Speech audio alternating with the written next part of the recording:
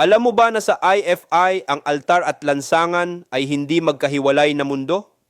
Sa altar, dinadala natin ang panalangin, pananampalataya at pag-asa ng bayan. Pero sa lansangan, doon natin isinasabuhay ang mga panalangin na iyon sa pakikiisa, pagkilos at paninindigan para sa katarungan.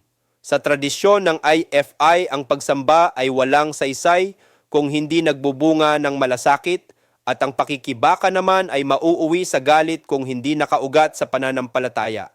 Magkasama ang altar at lansangan dahil ang Diyos na sinasamba natin ay Diyos din ng mga inaapi, ng mga nagdurusa at ng mga naghahangad ng pagbabago.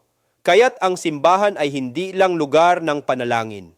Ito ay tahanan ng bayan at kasama sa laban ng bayan. Ako si Bishop Tonyo, obispong migrante sa Europa, at ito ang araling IFI. Magsamba, mag-aral, maglingkod.